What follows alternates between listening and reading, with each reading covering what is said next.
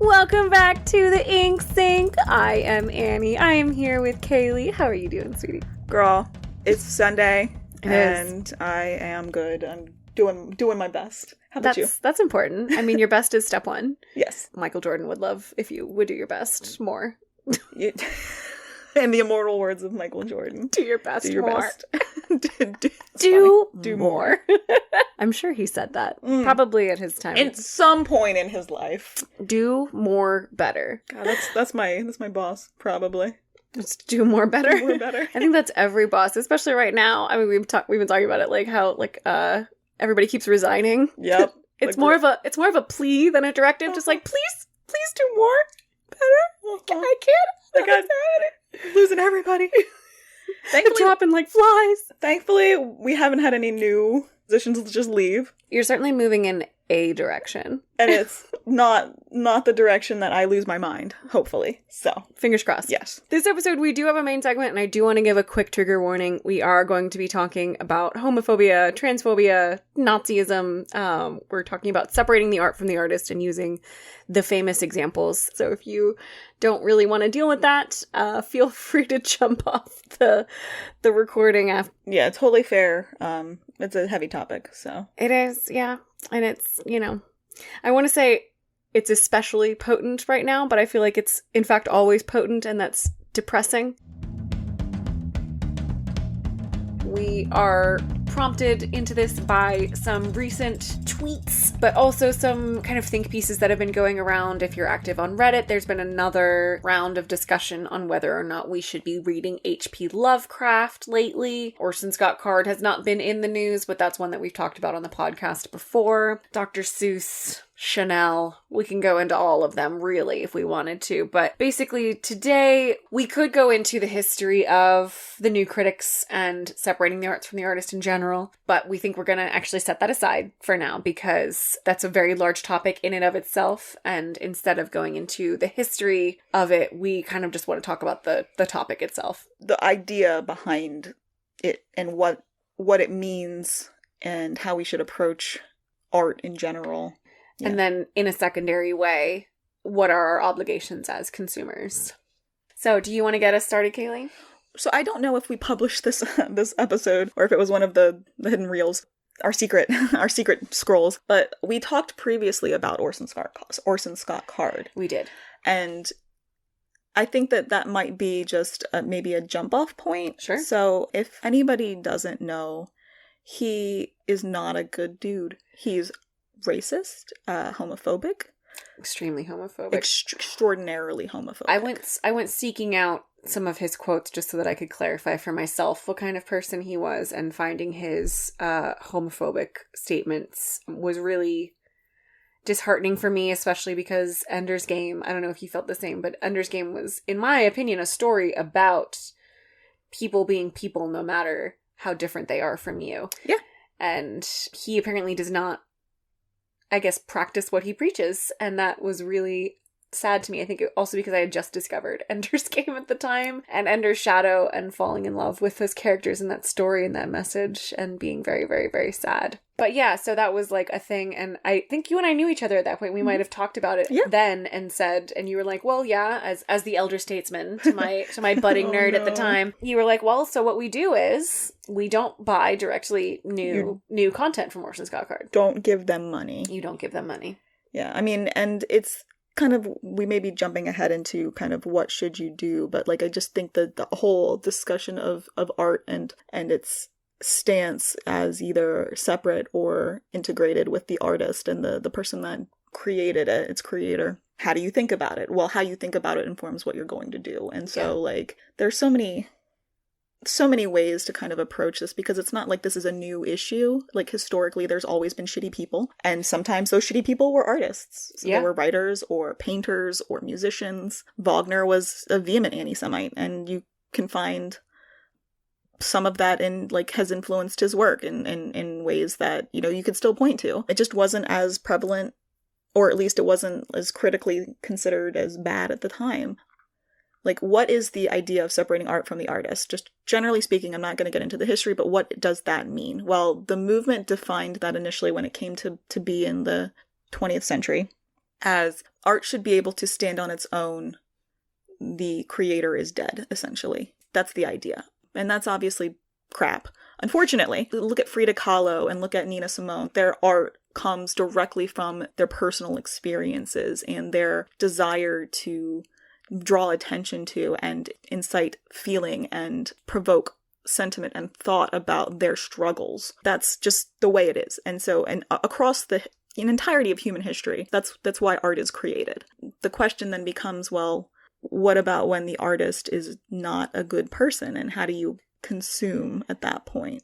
Piggybacking off of that, just because I think that's a really good point about Frida Kahlo and Nina Simone. And I would even throw in, there are some pieces by Picasso in there. And this may be apocryphal, but there's the story that I always remember about Picasso where he was famous in his lifetime and he was renowned and he sold well in his lifetime. And he would go out into like a restaurant and for whatever reason not want to pay the bill or not be able to pay the bill or whatever it was. And so instead of, being like not going out, he would instead draw something on the back of the check. And so the restaurant would never cash that check or they would never turn that receipt in because they now have a piece of priceless Picasso art. And if you go and look that art up, it's like not awesome. It's crap. And it is only because it's Picasso that it is even preserved in any way. And in my opinion, that art cannot be separated from the artist. But I think there is a scale, and maybe you can tell me if you disagree with me. I always think of Georgia O'Keeffe's Iris series. I don't know if you know who Georgia O'Keeffe is, and her Iris macro images. If you don't know, it's fine. You can look her up. She's one of like the preeminent female artists of the 20th century. She had a series of paintings that were macro shots of flowers, like really zoomed in on the interior of a flower. And they are, if I may, quite erotic. We don't need to go deeply into all the parts of an anatomy that might be showing. But apparently Georgia O'Keeffe was like, that's not what that is. It's just a flower. I don't know what you're talking about. Y'all have dirty minds. But in my opinion, like when I look at that, it is evoking that feeling for me. Mm-hmm. Even though the artist and I disagree, I think that art stands on its own as something beyond the art, beyond the artist. So I think that that's when you figure, like, I don't think that you can fully separate the art from the artist, but I also likewise do not think you can separate the consumer from the art and the message that is drawn from, okay, I just want to be very clear, Annie and I have different thoughts on poetry, but I am a poet, or at least I that's my like seminal like, and you know it, introduction to literary criticism and analysis. I wrote a lot of poetry throughout much of my life. I've not telling anybody where, but I've been published, and poetry, especially above anything else, is the likeliest of the literature to be easily separated from the artist, just because of its more sparse or spare nature in many circumstances, especially in modern poetry. And so it definitely stands opposed to the artist in many cases. It's not just poetry, but that's just what informed my burgeoning thoughts on this matter when it initially kind of erupted in my own brain a long time ago as more and more things come out. Speaking of Picasso and being kind of not a great person, and then just that concept moving forward into people that are still alive today, and celebrities and artists that we have more access to their private lives, and understanding, well, maybe they're not great people, etc., and how we kind of engage with that. You can't separate the art from the artist, but the person that is involved in the consumption also has a say. That's a good way to say that. You can't separate the art from the artist, but the person consuming it also has a say. Yeah, and sometimes it's the people that are specifically harmed. Like yeah, absolutely. I'm trying to think. So Tippi Herndon is an actress, and she was in like The Birds, and she yeah. So speaking of just movies, Alfred Hitchcock, also not a great person. Not a great person. Very good director. Excellent director. Kind of a shitbag. And specifically probably assaulted many, many women. And a fuckhead. Yeah. And he was called out by one of the actresses in The Birds, Tippi Herndon. And she has said, I didn't like the man, but I recognized his value I appreciated him for what he was. Like, specifically. So it's not just that, like, I'm not saying the consumer, when they are not harmed, has a say. I'm saying that everybody involved in the consumption, including anybody that may have been harmed, has a say in what this ultimately means. And in many cases, victims or people that have been a part of marginalized groups that are victimized by artists or people that moving in circles they shouldn't, potentially in leveraging tools that they shouldn't use to hurt people. They have the say too, and they can sometimes, and they spitefully might take it back. Absolutely. So then it comes to, well, how do you handle the idea when like the artist is still alive versus like Picasso? It doesn't matter if a Picasso painting sells for millions of dollars today. That fucker is dead. Yeah, same thing with this came up with Chanel recently. I think one of her like original pieces sold. Coco Chanel, for those of you who don't know, was a Nazi. When the Nazis invaded Paris, she supported them and was flipping on people all over Paris the whole time, like actively a Nazi, actively helping the Nazi party. But Coco Chanel, crucially, is dead. And so you are not supporting a Nazi by buying anything Chanel. The people of the Chanel house have worked very, very hard to make sure that all of those ties are gone. And if you buy Chanel, you are in fact supporting them, not Coco Chanel herself, who is, again, deceased. Yes. Like H.P. Lovecraft, also ardent Nazi, also dead. Yes. And it's one thing we can sit here and we're talking about, not supporting Orson Scott Card because Orson Scott Card is still alive. Yep. So when Orson Scott Card dies, we happily buy reprints. Assuming that his estate is not supporting the same, yes. Which, to be fair, probably not, but you never know, and requires same thing a with little bit of consumption. Dr. Seuss's estate has done really well with not righting the wrongs necessarily, but being very open about discussing it, addressing it, doing their best. And addressing it and taking things off the market when they realize that they are extremely racist, and being open about like, hey, this is what we're doing. This is why we're doing it. It was wrong. We plan on making these reparations in the future, and we're not going to publish this anymore. Yep. For those of you who maybe weren't paying attention within the past few years, they pulled some of their books, right? Which actually weren't in wide print anyway. But they had some extremely racist depictions of Asian characters, and so they were being pulled, and that I feel makes sense. Yep. Even if you don't think that Dr. Seuss as a human being was worthy of your patronage as a consumer, Dr. Seuss is dead, and you are not giving him patronage as a consumer. Yeah.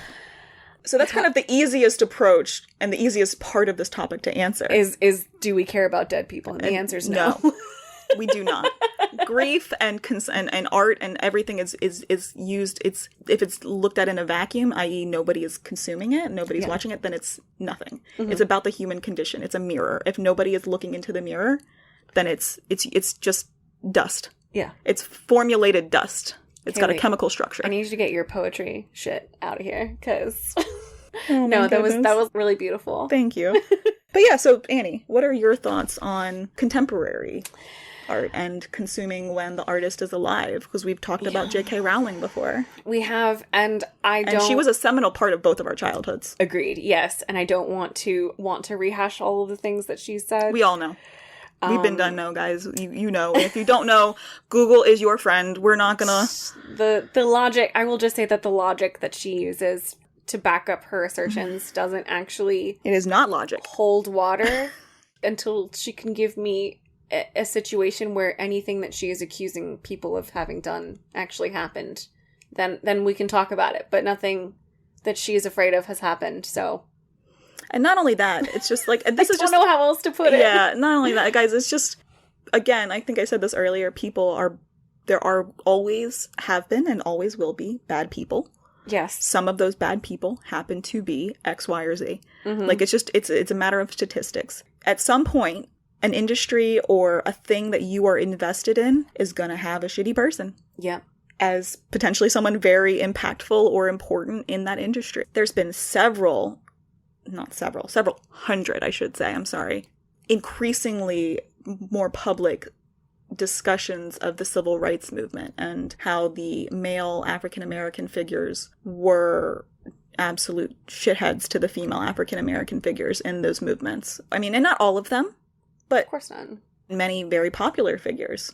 Gandhi, specifically, we've talked about that. I don't know if that was on a published I don't show remember. episode. My guess is no. Probably not. So Gandhi, not a great person. He was a great like cultural figure to rally around for his movement and as far as his country went, but he was shitty to his wife. Very much so. Not a great dude to women. Well, how do you deal with that when you're living it instead of looking back historically? Exactly. I want to give a quick shout out to the Journal of Popular Music Studies. Their issue recently had an essay from Robin James talking about the way that artists have subverted racist and patriarchal movements in their mediums. Because this is another thing. I do want to be clear here. Kaylee and I don't believe that a couple nerds sitting in Maryland are going to cure all the ills of the world by giving you advice on separating the art from the artist. And, this is something that I don't know if we've said it on the podcast before, but it is a truism. There is no ethical consumption in capitalism. Absolutely not. Anything that we do is going to have a downside. It's really up to us to simply find the lesser of two evils, to educate ourselves, to be good citizens, to vote with our dollars. To try to find a way to continue to improve. Exactly. To have a positive impact. And that is important to us. And that is something that Robin James acknowledges in her piece, which I felt like she did it in a really, really incredible way, saying almost all art these days is heavily, heavily influenced by the patriarchy, especially the white patriarchy, especially the white cishet male patriarchy. Like, there's nothing that we can do to get around that. And rejecting all of that altogether is lovely in theory, but it's impossible. Almost impossible. It sort of like all of us going to live as hermits and not talking to each other anymore. Right. With the nature of humanity as a species, we don't pop out fully formed. No, we don't. And so that's the idea behind, can you separate art from the artist? Well, no. In my opinion, you can't. And you shouldn't, for the better and for the worse. But then should you cancel art or an artist in general when their person is proven to be maybe less good than we would prefer, or maybe morally repugnant on some level or in some aspect? And the answer there is, well, everybody has always been informed by their culture, and that's just since the dawn of time, and people are not perfect. Yeah. So where do you draw the line?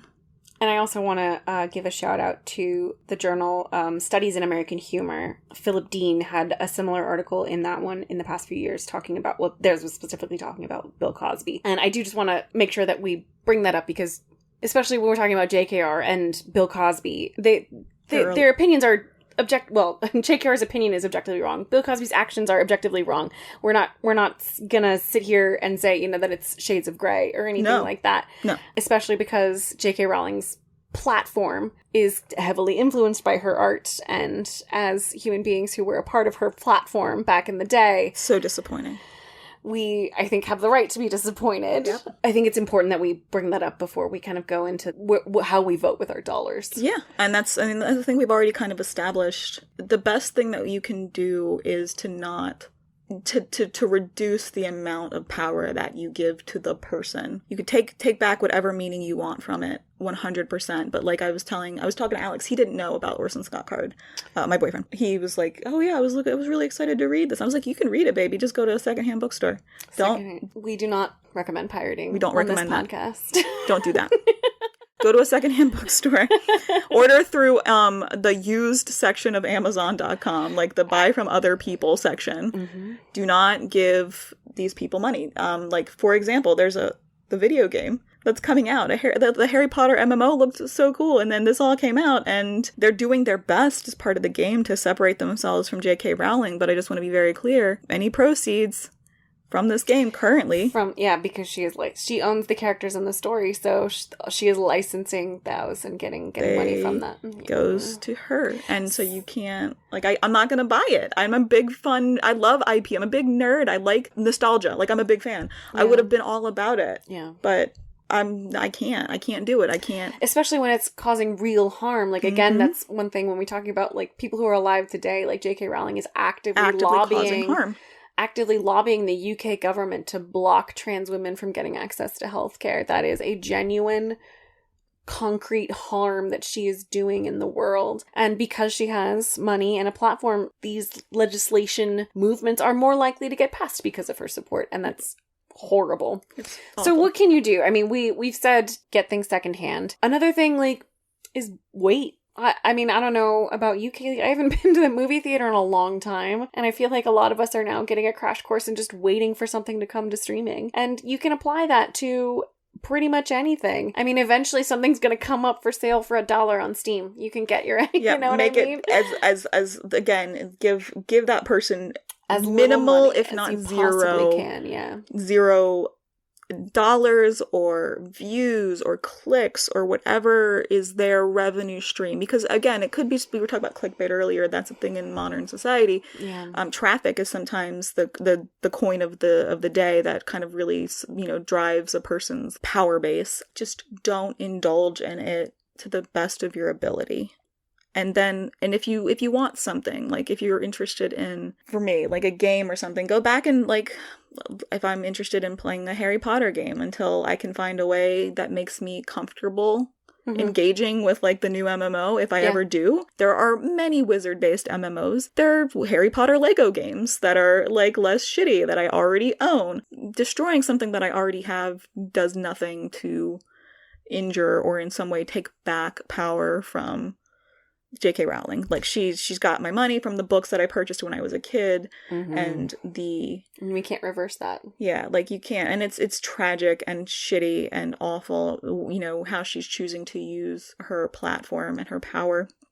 And all we can do is approach things and educate people like more intelligently. Yeah, and that's something that both Robin James and Philip Dean talk about in their essays, is make sure to face it head on. Like, it might be uncomfortable, but make sure that you are going in with clear, open eyes for what you are maybe not supporting, but maybe boycotting. Like, if you are like, oh, I just don't have the mental capacity to look at this right now. I mean, don't put yourself in a situation that's going to hurt you, but make sure that you know what you are boycotting, or you know what you are choosing to ignore today. And don't feel like you need to be boycotting everything from JKR ever. This was a really good quote from Robin James's essay, if I can read it to you. The fetishization of revolution devalues and ignores the existing practices of care that oppressed people have performed, often for centuries, to survive and thrive within unjust institutions. Such practices look for available resources to build and inhabit the worlds one crafts in one's quotidian relations with other people. Thinking with Audre Lorde, Macaria argues that sharing joy builds and sustains worlds, creating everyday pleasures, especially the joy of pleasures shared with others. It's a way oppressed people carve out smaller, habitable worlds in a universe whose current structure requires their physical, social, and/or civil death. These everyday pleasures are a lot easier to accomplish than, say, fixing sexism. We can do them now, while we work on that bigger, longer-term fix. Through the sharing of these everyday pleasures, like the pleasures of listening to a favorite song, we build and sustain an aesthetic dimension that is less oppressive and more fulfilling than the real world. If Harry Potter is your comfort space, then it's your comfort space. If you are a trans person struggling with the fact that Harry Potter is your comfort space, it's still your comfort space. And don't ever let J.K. Rowling take that from you. Because we already talked about this. We don't want to give her a stronger platform, but like, you have a say in how art speaks to you. Yes. So don't let her take that away from you either. And if you're someone who has unlimited dollars, one thing that came up as an option for... As so many of us do. Which, yeah, if you have the money to spread around, feel free to... One person said that it would be really helpful if you really feel that you must see, you know, whatever the latest Fantastic Beasts movie is opening weekend, if you must go to Harry Potter World, which, you know, whomst amongst us doesn't love that. Maybe also... in addition to fronting that ticket price, you take a look at some trans protections or trans rights or trans charities in your area that are working to help trans youth, specifically trans women, because for some reason J.K. Rowling hates them with a fiery passion. And maybe you can maybe not mitigate some of the harm that J.K. Rowling is doing, but at least make sure that the people in your community know that your safe space does not preclude their safe space.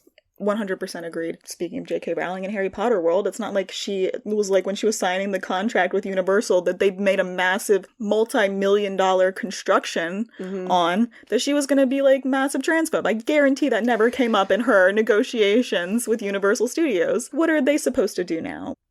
You know, it's not like they can just lift out these two parks. So 100% support the people that are being harmed however you can do it. Absolutely. That's always. And they're deserving of it no matter what. Yes, so. absolutely. And I want to make sure that we say trans women are women. Trans women are women. I just want to be very clear. I don't want to be like trying to talk about it, not trying to tap dance around it. She's wrong. J.K. Rowling is wrong. Trans people are people. Trans women specifically are women. 100%. And I don't know a better way to say, like, I again hope that we can say in very, very strong terms that at least the Ink Sink is a safe space for everyone, no matter their gender, no matter their orientation. 100% want to be. 100%. Like, and if there's any thoughts or feedback that you want to give us, absolutely, we invite it. Please do. We want to learn and we want to be better if there's anything that we should be better on. And if I can make a recommendation of Fansplaining, the podcast about fandom, they talk about trans characters in fandom and trans headcanons in fandom, and they have a lot of people who write in to talk about their experiences and their kind of coming to the realizations that they are trans through fan fiction and having those experiences and how powerful it was for them. And of course, Harry Potter is mentioned. Of course. In there. Shout out to them. I recommend their episode for that if you want more on this content. I take a spiteful pleasure in taking back art that was not intended for me or not intended for cultures or peoples that I support that I may not be direct members of these communities for. So specifically like Ezra Pound, which we have talked about before. I don't know how much you know about Ezra Pound. He was a vehement, active fascist. Yeah, during World War II. Like he used his powers for evil. Yeah, it's awful. So take it back. It would piss them off. They would be spinning in their graves if they knew that people like me and people like Jewish people are loving their writing, and people that are active revolutionaries are using their writing in ways that they specifically worked against. I just enjoy that. Spite is part of the human condition, and you should indulge in it wherever you are comfortable doing so. If that's where you're at, enjoy it, because you deserve to. They don't deserve your consideration on any level. Hell yeah. Heads up, everybody! We are taking a week off next week for the holiday. Keep an eye out for something bonus in your feeds, maybe, and we'll see you in 2 weeks. Thank you for listening. I have been Annie. And I'm Kaylee. You can find us on Twitter and Instagram and on your favorite podcast app. We will see you next time.